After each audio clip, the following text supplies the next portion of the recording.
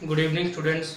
जैसा कि solution chapter की लास्ट वीडियो में हमने डिस्कस करा था effect of pressure on the solubility of gas in liquid, कि जब भी कोई गैस प्रेजेंट होती है लिक्विड की सरफेस के ऊपर, तो अगर हम उस सिस्टम के ऊपर प्रेशर अप्लाई करते हैं तो सॉल्युबिलिटी ऑफ गैस इंक्रीज होती है या डिक्रीज होती है। और हमने देखा था कि जैसे ही हम लोग किसी सिस्टम के ऊपर प्रेशर अप्लाई करते हैं तो जो लिक्विड के सरफेस के ऊपर गैस प्रेजेंट होती है उसकी सॉल्युबिलिटी जो है वो लिक्विड के अंदर बढ़ जाती है। और हमने ये माना था कि जो हमारा सिस्टम है that is in dynamic equilibrium, मतलब कि जो गैस प्रेजेंट है लिक्विड की सरफेस के ऊपर that is in equilibrium with the liquid, मतलब कि जो rate of solubility of gas होगा वो इक्वल होगा किसके, रेट ऑफ कि किस रेट से आपकी जो है वो इवेपोरेशन हो रही है, मतलब जिस रेट से गैस डिजोल्व हो रही होगी लिक्विड की सरफेस के ऊपर उसी ही रेट से गैस जो है वो सेम अमाउंट ऑफ गैस जो है वो इवेपोरेट भी हो रही होगी। ऐसे सिस्टम को हम लोग क्या बोलते हैं, इक्विलिब्रियम सिस्टम। तो हमने ये माना था कि सिस्टम जो हमने लिया है उसमें जो गैस और लिक्विड है that is in equilibrium with each other. Clear. और लास्ट टाइम जो हमने डिस्कस करा था उसमें मैंने आपको बताया था कि वो हमें सिर्फ एक क्वालिटेटिव आइडिया बताता है। तो क्वांटिटेटिवली किसी गैस का कितना मास डिजोल्व होगा किसी गैस के अंदर कितने प्रेशर पर, किसी लिक्विड के अंदर कितने प्रेशर पे, इसका क्वांटिटेटिव जो रिलेशनशिप था वो हमें किसने बताया था, एक साइंटिस्ट थे जिनका नाम क्या था, हेनरी। उन्होंने एक लॉ दिया था जिस लॉ को हम लोग क्या बोलते हैं, हेनरी लॉ। तो उन्होंने क्वांटिटेटिवली इस effect of pressure on the solubility of gas in liquid को डिस्क्राइब करा था। क्लियर, कि कैसे गैस की सॉल्युबिलिटी के ऊपर क्या इफेक्ट पड़ेगा प्रेशर का क्वांटिटेटिवली। ये हमें किसने बताया था, हेनरी नाम के एक साइंटिस्ट थे, 1803 में उन्होंने बताया था। और जो लॉ उन्होंने दिया था उसको हम लोग क्या बोलते हैं, हेनरीज लॉ। क्लियर। तो चलिए स्टार्ट करते हैं इस हेनरीज लॉ को। तो ये हेनरीज लॉ जो है बेसिकली ये हमारा क्या है, एक क्वांटिटेटिव रिलेशनशिप है। मतलब ये क्वांटिटेटिवली हमें ये बताता है कि कितना मास किसी गैस का डिसॉल्व होगा किसी लिक्विड के अंदर। तो समझने की कोशिश करते हैं बड़े प्यार से कि एक्चुअल में हेनरी लॉ है क्या। बेटा हेनरी लॉ हमें क्या कहता है कि किसी गैस का कितना मास डिसॉल्व होगा किसी गिवन वॉल्यूम ऑफ लिक्विड के अंदर एट ए कांस्टेंट और a particular temperature is directly proportional to the pressure of the gas. मतलब कितना मास किसी गैस का लिक्विड के अंदर डिसॉल्व करेगा वो डायरेक्टली प्रोपोर्शनल होगा किसके, प्रेशर ऑफ द गैस के। मतलब mass of the gas dissolve is directly proportional to the pressure of the gas. Clear, कि कितना प्रेशर गैस का है किसी लिक्विड की सरफेस के ऊपर उसी के डायरेक्टली प्रोपोर्शनल होगा कि हमारा उस गैस का कितना मास जो है वो डिसॉल्व करेगा किसके अंदर, लिक्विड के अंदर। क्लियर। तो चलिए डेफिनेशन देखते हैं क्या होगी इसकी। The mass of gas dissolve in a given volume of liquid at a constant temperature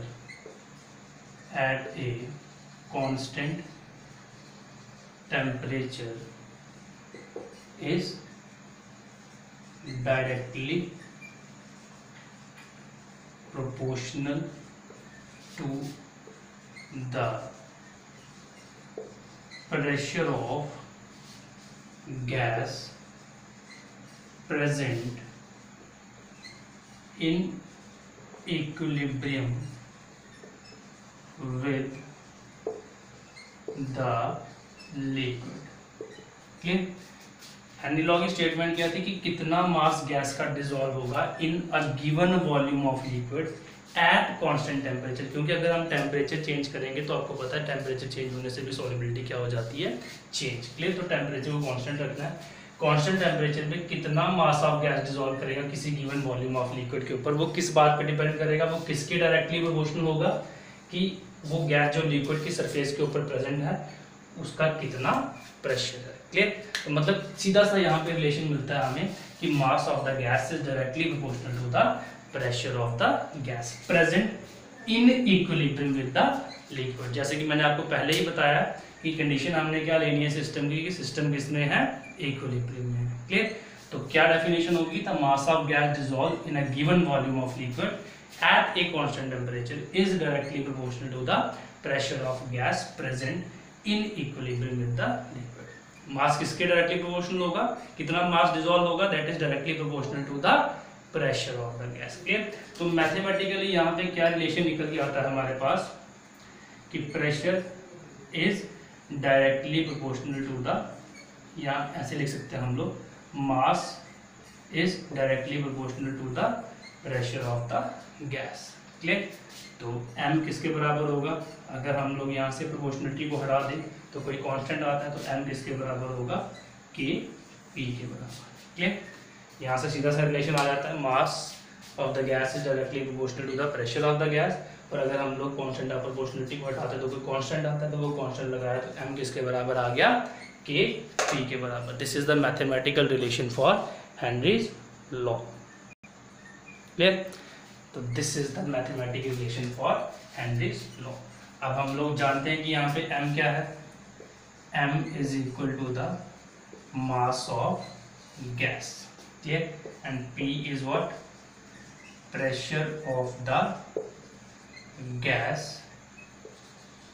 present in equilibrium with the liquid, and K is constant of proportionality. Clear? K is what? Constant of proportionality. Clear? इसको आप लोग ऐसे भी लिख सकते हो, mass of gas dissolved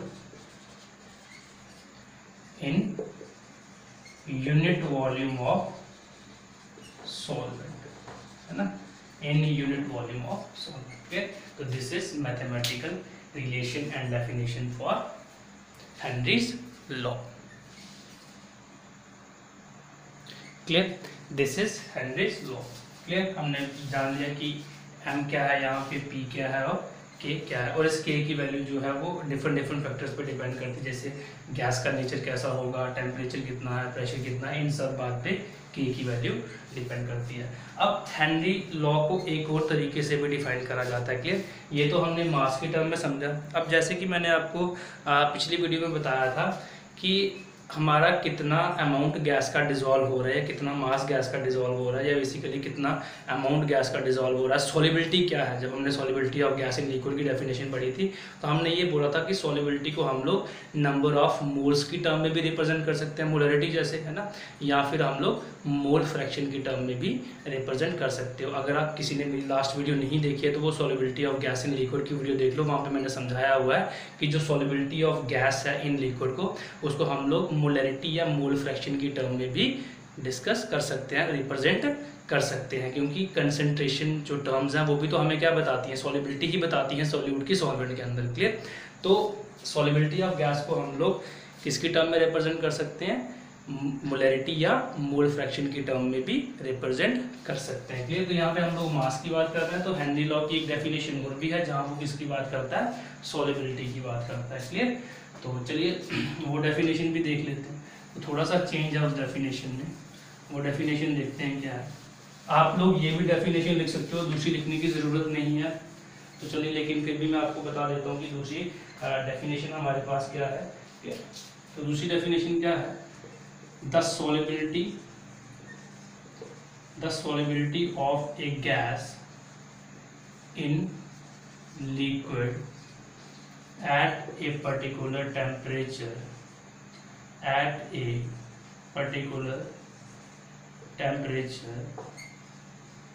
is directly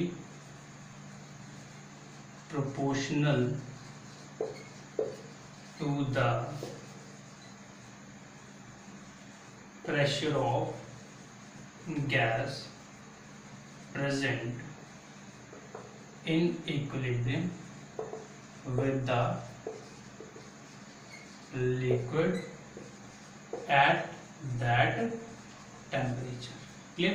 तो एक डेफिनेशन ये भी है, सेम ही बात है, थोड़ा सा फर्क है, बस मास की जगह हम लोग सीधा सॉल्युबिलिटी की बात कर रहे हैं। तो क्या डेफिनेशन है कि the solubility of A gas in liquid at a particular temperature is directly proportional to the pressure of gas present to the pressure of gas present in equilibrium with the liquid at that temperature। मतलब किसी gas की solubility किसी liquid के अंदर eight ए particular temperature वो directly proportional होगी किसके, उस गैस के प्रेशर के, कि कितना गैस का उस वक्त उस लिक्विड के ऊपर प्रेशर है, उसी बात पे डिपेंड करेगा कि किसी गैस की सॉलिबिलिटी किसी लिक्विड के अंदर कितनी होगी।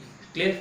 तो हम लोग इस तरीके से कर सकते हैं। अब यहाँ पे हम लोग सॉलिबिलिटी की बात कर रहे हैं, तो मैंने जैसे कि लास्ट वीडियो में बताया था कि सॉलिबिलिटी को हम लोग मोल फ्रैक्शन की टर्म में भी कह सकते हैं, है ना। सॉलिबिलिटी को हम लोग मोल फ्रैक्शन की टर्म में भी बोल सकते हैं और मोलरिटी की टर्म में भी बोल सकते हैं, रिप्रेजेंट कर सकते हैं, है ना। अगर हम लोग सॉलिबिलिटी को मोल फ्रैक्शन या मोलरिटी की टर्म में रिप्रेजेंट कर सकते हैं, मैं यहाँ पे ये मान के चल रहा हूँ कि हम लोग सॉलिबिलिटी को किस में एक्सप्रेस कर रहे हैं, इन टर्म्स ऑफ मोल फ्रैक्शन। तो इफ solubility is expressed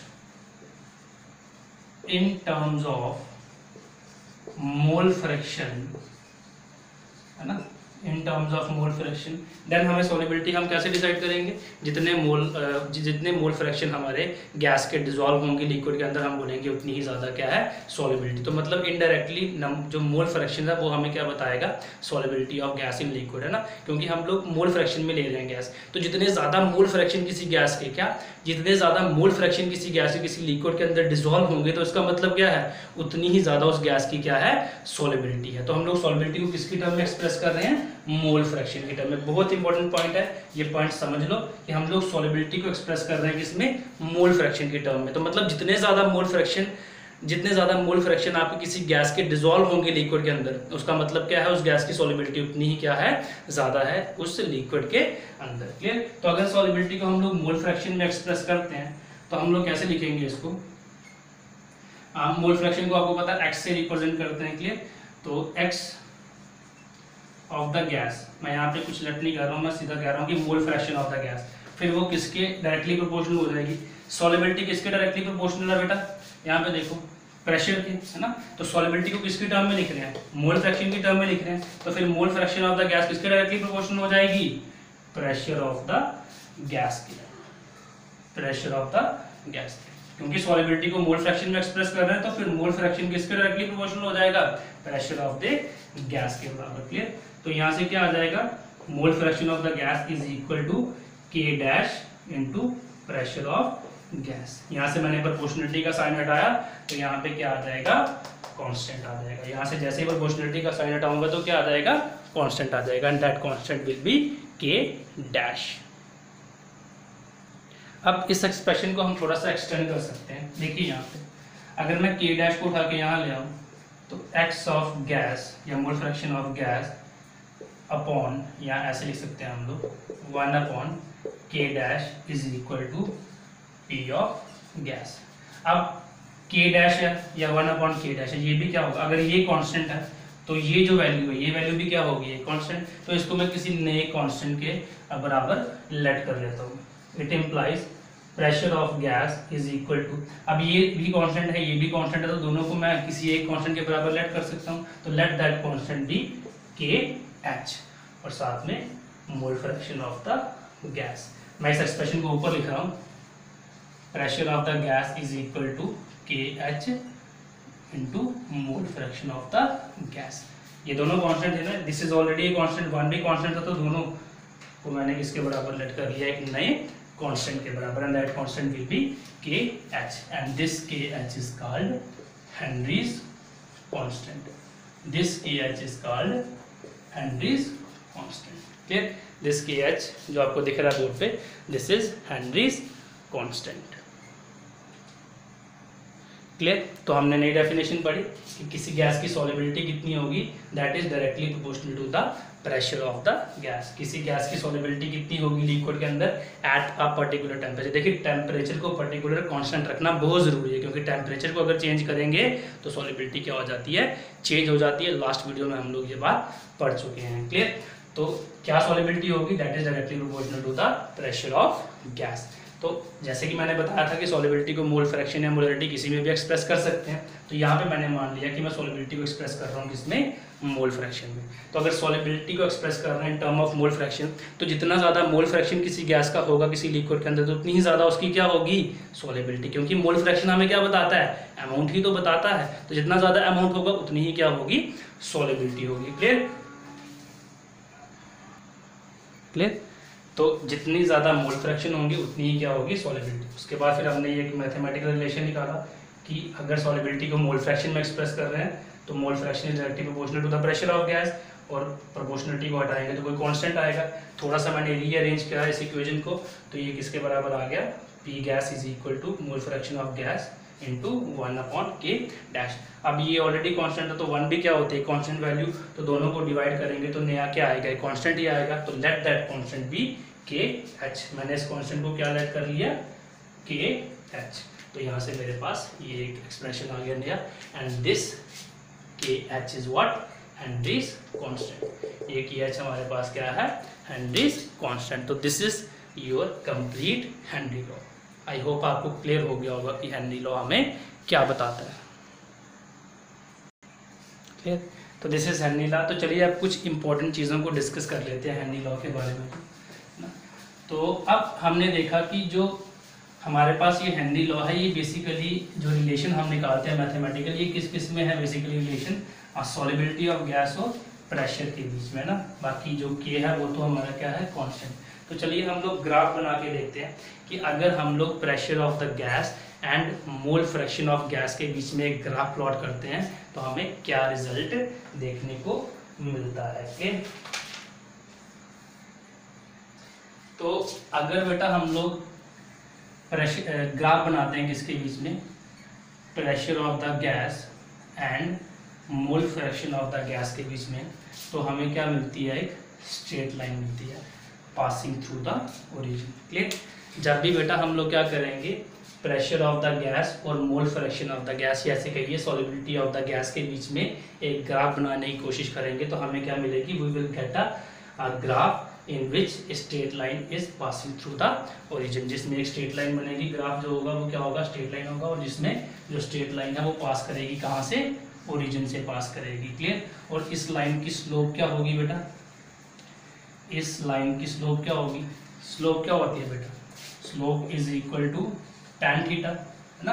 पढ़ के आए हैं मैथमेटिक्स में हम लोग की स्लोप किसके बराबर होती है, tan थीटा के बराबर। तो tan थीटा यहाँ पे किसके बराबर होगा, tan थीटा यहाँ पे किसके बराबर होगा बेटा, tan थीटा या tan जो क्वांटिटी है वो किसके बराबर होती है, परपेंडिकुलर अपॉन बेस के बराबर होती है ना। tan क्वांटिटी किसके बराबर होती है, परपेंडिकुलर और बेस। तो ये this is perpendicular and this is base. तो हमारे पास इक्वेशन थी P of gas is equal to KH into x of gas. यहाँ से P of gas upon x of gas किसके बराबर आ जाएगी आपकी, KH के बराबर। मतलब this is your tan theta, it mean tan theta is equal to KH।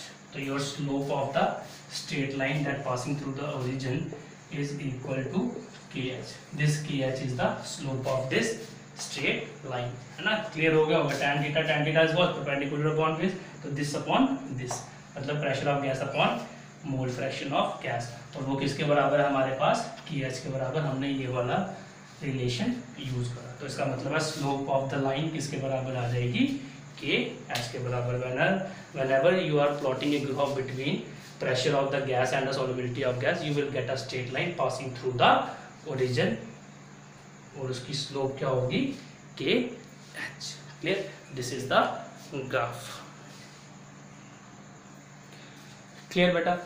हमने दो मेन मैथमेटिकल इक्वेशन निकाली हैं अलग अलग तरीके से। एक इक्वेशन हमारी क्या थी, M is equal to KP, और दूसरी हमारी क्या थी, pressure of the gas is equal to KH into mole fraction of the gas. अब इन दोनों इक्वेशन को यूज़ करके जितना भी हमने हेनरी लॉ पढ़ा उससे हम लोग कुछ KH के बारे में कुछ रिजल्ट्स को ड्रॉ करेंगे। Clear.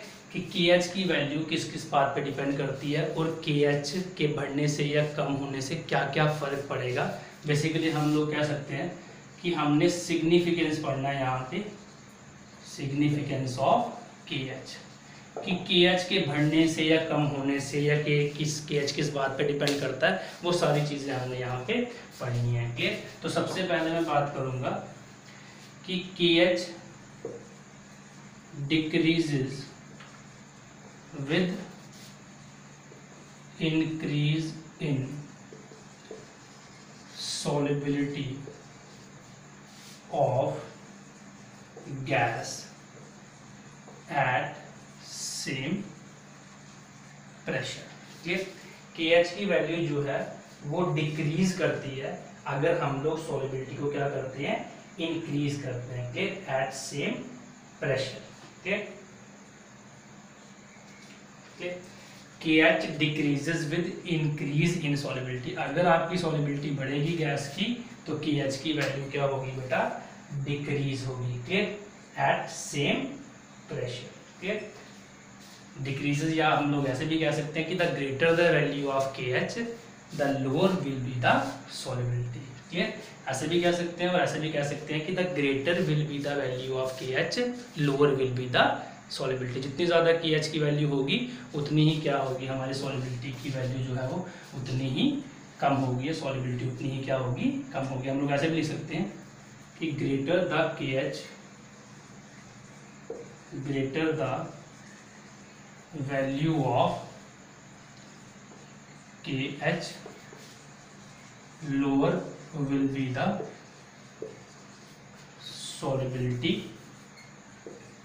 lower will be the solubility of gas at same pressure। अब बेटा ये होता कैसे है, यहाँ से देखिए इस इक्वेशन को थोड़ा सा रीअरेंज करते हैं तो ये किसके बराबर आ जाएगी, प्रेशर ऑफ गैस 1/KH के बराबर into mole is equal to mole fraction of gas. यही बनेगा। यहाँ पे ध्यान दीजिए, मैं KH को उठा के अगर यहाँ ले आता हूँ, अब मैंने प्रेशर क्या रखा है बेटा, सेम। मतलब ये वाला प्रेशर मेरा क्या हो गया, कांस्टेंट, है ना। मैंने प्रेशर सेम रखा है तो प्रेशर ऑफ द गैस क्या हो गया, कांस्टेंट। तो अगर मैं यहाँ पे इसको कांस्टेंट मान रहा हूँ तो जैसे ही मैं कांस्टेंट को हटाता हूँ तो प्रोपोर्शनलिटी आ जाती है। अगर प्रोपोर्शनलिटी को हटाते तो कांस्टेंट आता है, अगर कांस्टेंट को हटाएंगे तो प्रोपोर्शनलिटी, क्योंकि हम इन दोनों की वेरिएशन देख रहे हैं ना, KH और सॉलिबिलिटी की। तो दोनों ये यहाँ पे क्या हो गया, वेरिएबल, तो कांस्टेंट क्या हो गया ये। तो जैसे ही आप इसको हटाओगे तो 1/KH is proportional to, indirectly proportional to solubility of gas. मतलब अगर इसको बढ़ाओगे तो ये कम हो गया, अगर इसको कम करोगे तो ये बढ़ेगी। यहाँ पे देखो ना, थोड़ा सा रीअरेंज करना। जैसे इसको यहाँ लेके आएंगे तो इसको अगर सेम मान रहे हैं, मतलब कांस्टेंट मान रहे हैं, तो वेरिएशन इन दोनों के बीच होनी है। तो जैसे ही कांस्टेंट को हटाएंगे किसी इक्वेशन में से तो वहाँ पे क्या आ जाएगी, प्रोपोर्शनलिटी। तो मतलब KH is indirectly proportional to the mole fraction of gas. तो अगर KH की वैल्यू बड़ी होगी तो आपका जो है वो सॉलिबिलिटी क्या होगी, कम होगी। क्लियर। अब दूसरी बात देख लेते हैं। With the increase in temperature KH value is also increases. जैसे बेटा हम लोग क्या करते हैं, टेम्परेचर को बढ़ाते हैं तो KH की वैल्यू भी क्या करेगी, इंक्रीज करेगी। ध्यान से देखो, हमने टेम्परेचर वाले फैक्टर में बढ़ा था कि जैसे ही हम लोग टेम्परेचर को बढ़ाते हैं सॉलिबिलिटी क्या हो जाती है, डिक्रीज, क्योंकि टेम्परेचर बढ़ाने से मॉलिक्यूल की काइनेटिक एनर्जी बढ़ेगी और वो बॉन्ड को ब्रेक करके लिक्विड की सरफेस को लीव कर देंगे। क्लियर। तो टेम्परेचर के बढ़ाने से सॉलिबिलिटी क्या होती है, कम होती है ना। टेम्परेचर के बढ़ाने से सॉलिबिलिटी कम होती है और KH के बढ़ाने से भी सॉलिबिलिटी कम होती है। देखो दोनों फैक्टर एक ही काम कर रहे हैं, टेम्परेचर के बढ़ाने से भी सॉलिबिलिटी कम हो रही है और KH की वैल्यू के बढ़ने पर भी सॉलिबिलिटी क्या हो रही है, कम हो रही है। अगर दोनों फैक्टर एक जैसा काम करेंगे तो ऑब्वियसली वो क्या होंगे, एक दूसरे के डायरेक्टली प्रोपोर्शनल होंगे ना। KH की वैल्यू के बढ़ने से भी सॉलिबिलिटी डिक्रीज हो रही है, टेम्परेचर के बढ़ने से भी सॉलिबिलिटी डिक्रीज होती है। मतलब KH is inversely proportional to the, यहाँ से करेंगे, हाँ हम लोग ऐसे कर सकते हैं कि KH is inversely proportional to the solubility of gas. Clear. So solubility of gas is also inversely proportional to the temperature, है ना। इसके बढ़ाने से ये कम होगी या इसके कम करने से ये बढ़ेगी, दोनों ही फैक्टर एक ही काम कर रहे हैं तो ये दोनों फैक्टर फिर आपस में क्या हो जाएंगे, एक दूसरे के डायरेक्टली प्रोपोर्शनल। थोड़ा सा दिमाग लगाओ, कुछ ज़्यादा है नहीं, मैं यहाँ लिख देता हूँ ऊपर KH is directly proportional to temperature, है ना, क्योंकि टेम्परेचर बढ़ाने से भी सॉल्युबिलिटी कम हो रही है, KH के बढ़ने से भी सॉल्युबिलिटी कम हो रही है, तो ऑब्वियसली दोनों क्या हो जाएंगे एक दूसरे के डायरेक्टली प्रोपोर्शनल। तो जब भी हम लोग टेम्परेचर बढ़ाएंगे तो KH की वैल्यू भी क्या करेगी, बढ़ेगी, क्योंकि टेम्परेचर के बढ़ाने से सॉल्युबिलिटी कम होगी। क्लियर? क्लियर? तो दोनों फैक्टर क्या कर रहे हैं, सॉल्युबिलिटी को डिक्रीज कर रहे हैं। इसका मतलब क्या होगा कि जैसे हम लोग टेम्परेचर बढ़ाएंगे तो KH की वैल्यू भी बढ़ेगी, क्योंकि टेम्परेचर के बढ़ाने से सॉल्युबिलिटी डिक्रीज होती है, और KH की वैल्यू अगर बढ़ेगी तभी तो सॉल्युबिलिटी डिक्रीज होगी आपकी। इसलिए with the increase in temperature KH value also increases. और इसके बाद जो लास्ट सिग्निफिकेंस हमारा KH का वो क्या है कि value of KH also depends on the nature of gas. Last क्या है, KH value depends on nature of gas. बिल्कुल करेगी, क्योंकि KH वैल्यू पे क्या डिपेंड करती है, सॉल्युबिलिटी। KH वैल्यू ज़्यादा होगी सॉल्युबिलिटी कम होगी, KH वैल्यू कम होगी सॉल्युबिलिटी ज़्यादा होगी। क्लियर?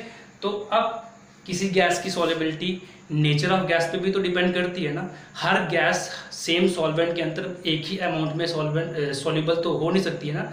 नेचर ऑफ गैस, अब जैसे जो आपकी HCl है वो वाटर के अंदर ज़्यादा सॉल्युबल होगी, वहीं अगर हम कंपेयर करें ऑक्सीजन या नाइट्रोजन से तो वो HCl के कंपैरिजन में वाटर के अंदर कम सॉल्युबल होगी। तो मतलब solubility of gas nature of gas के ऊपर डिपेंड करती है। तो अगर नेचर ऑफ गैस से सॉल्युबिलिटी इफेक्ट हो रही है तो KH की वैल्यू भी तो इफेक्ट होगी ना। तो मतलब KH value depends upon the nature of gas, मतलब डिफरेंट गैस के लिए KH की वैल्यू जो है वो क्या आएगी, डिफरेंट आएगी। तो मतलब KH value depends on the nature of gas. तो आज की वीडियो में, आज के लेक्चर में हम इतना ही पढ़ेंगे। इसके बाद हम फिर एक नई वीडियो लेके आएंगे आपके लिए नए टॉपिक के ऊपर। तो अगर ये वीडियो आपको अच्छी लगी है, इसका कंटेंट आपको अच्छा लगा है तो please like the video, share and subscribe the channel. Thank you very much. Jai Hind.